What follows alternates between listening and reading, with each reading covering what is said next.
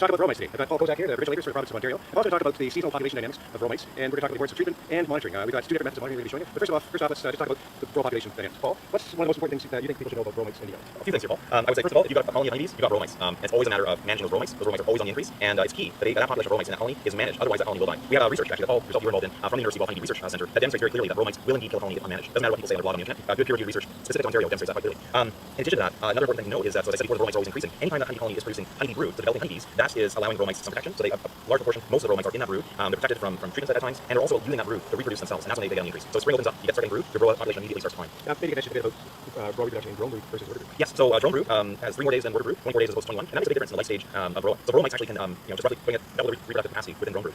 The other thing is that, keep in mind that anytime you have brood again, those row mites are on the increase. It's also worth mentioning, and important to understand that row mites, as the season progresses, their population not only increases, but it increases more dramatically. So it kind of has an exponential population curve, and really starts to pick up steam as you get towards the end of the season. And that's where you have to be really careful that you don't have the row population overtaking the honey colony, because you can get the row mites under control, yet you still have compromised and sick bees, especially going into winter. So you really want to be careful, and that's where treatments come in. Right? So I know the focus of this is to be on monitoring. Treatments are really the way that you are going to manage your row population. They're like cultural control methods, but you want it on a regular basis, suppress and push down that row population so it doesn't overtake the colony and cause that damage. That University of Health research will kill colony. Monitoring comes in where that's really your tool for figuring out what are the levels, when should you treat, what type of treatment should you use, and what's effective. So it's really an important tool, monitoring, for figuring out where the row mites are at. Right.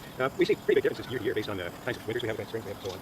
What times of year would you suggest that people are doing this monitoring? Because we don't really know what we have 1 year the next is very long. Yeah, I would say that to go less cycles that lead to the technology transfer program, you can't beat to a calendar. So row monitoring, you're holding a special week on that. It's not like St. Patrick's Day. Every day you go in and this is the day you're gonna. Like you said, you get some seasons that are earlier and later. So if you have an earlier spring, that might mean that you want to monitor more early. Your colonies are coming out of winter earlier, and it also has implications for how quickly that row mite population can increase. As anytime you get brood going, the row mites are taking up their population. To put it very basically, I think that there's you got your opportunity in spring, summer, and fall to monitor. Spring as early as you can. That's ideal. If you are going to put a treatment in during spring before the nectar flow, which most keepers will have to. If it doesn't hurt to actually monitor after to see if that treatment was effective. As you get towards the end of summer, you want to check those row mite levels again and at the very basic. And you also want to make sure that you put treatment on in fall. Again, most keepers are going to probably have to do. It's a very good idea to monitor afterwards to figure out if that treatment was effective or not. Treatments will reduce levels of mites. You always want to make sure that for below certain levels, I think you guys will be talking about thresholds later, and that's key to understand. And the only thing worse than having row mite levels that were not down effectively by treatment is not knowing about it having the disease going into that way. Right. What happens, Paul, if a colony isn't treated and the row population gets under control? Well, the research from the University of Health has shown that that colony is much more likely to die. Science has demonstrated that. What we're hearing about now, that beekeepers are reporting experiences, and we've known about this for a while, is the whole concept of reinvestation, or some people have referred to as row bomb. So you have one honey colony that's overrun by row mites, and if that number is so high, and that colony starts to crash, and so all those honey reserves, and there are other colonies on within the yard, but if you've got a neighboring yard for another acre, another beekeeper 3 kilometers away, those bees can easily come in, rob those honey stores, and might simply walk over and jump ship. And so this really gets to monitoring is important for the health of your